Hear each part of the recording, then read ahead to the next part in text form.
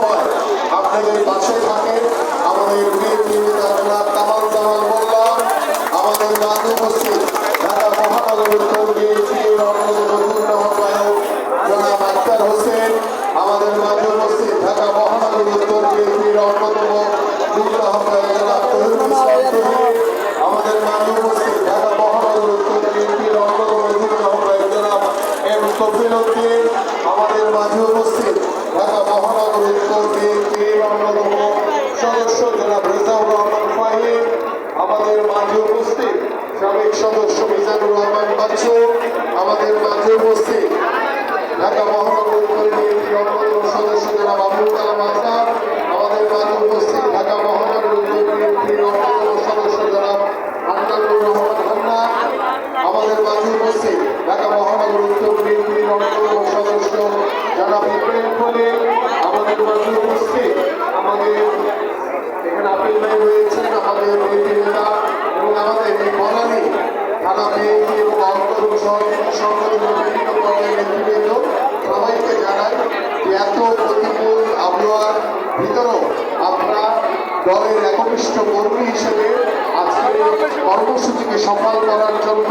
আপনার বৃষ্টির ভিতরে সকলেই বৃষ্টির ভিতরে অপেক্ষমান রয়েছে। এই জন্য আপনাদের প্রতি রইল আমার আন্তরিক কৃতজ্ঞতা এবং শুভেচ্ছা। প্রিয় উপস্থিতি, প্রথমে আমি আমাদের থানার আহ্বায়ক অভিভাবক দৃষ্টি আকর্ষণ করছি যে আমাদের যে নির্ধারিত প্রোগ্রাম আমরা গুলশানও করেছি, আপনাদের এখানে যদি একটি রিপোর্টের ব্যবস্থা করতেন তাহলে আমাদের সকল নেতৃবৃন্দরা সুন্দরভাবে বসে প্রোগ্রামটা করতে পারবেন। আপনারা ভবিষ্যতে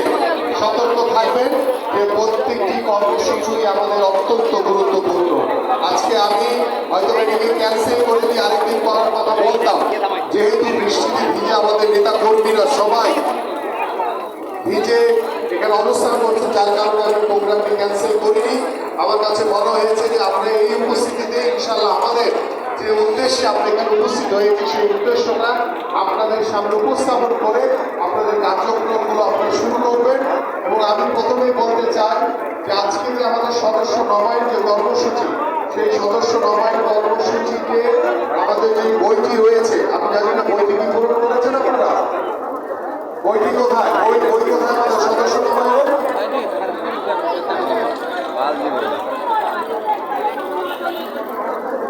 আমাদের যে বইটি রয়েছে সেই বইটির যে একটি অংশ রয়েছে যারা সদস্য নবায়ন হবে, আমরা খুব দৃঢ়ভাবে বলতে চাই এই যে বৃষ্টিতে ভিজে যারা এখনো অপেক্ষামান রয়েছেন আজকের কর্মসূচিকে সফল করার জন্য, আপনারা দলের একনিষ্ঠ নিবেদিত কর্মী ইতিমধ্যে আপনারা সেটা প্রমাণ করেছেন। এবং গত 17 বছরে যারা ওই স্বৈরাচার শেখ হাসিনার বিরুদ্ধে আন্দোলন সংগ্রাম করেছেন, রাজপথে ছিলেন, নিজের জীবনকে উৎসর্গ করে দিয়েছেন, নিজের রক্তকে বিলিয়ে দিয়েছেন রাজপথে, আপনারা যারা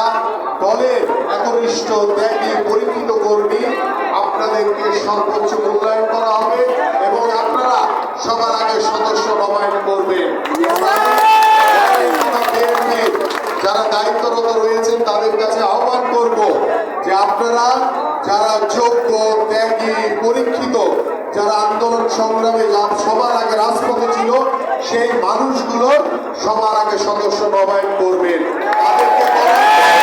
তারপরে আমাদের প্রত্যেকটি এলাকাতেই ভালো মানুষ রয়েছে, যোগ্য মানুষ রয়েছে যারা বিএনপিকে ভালোবাসে,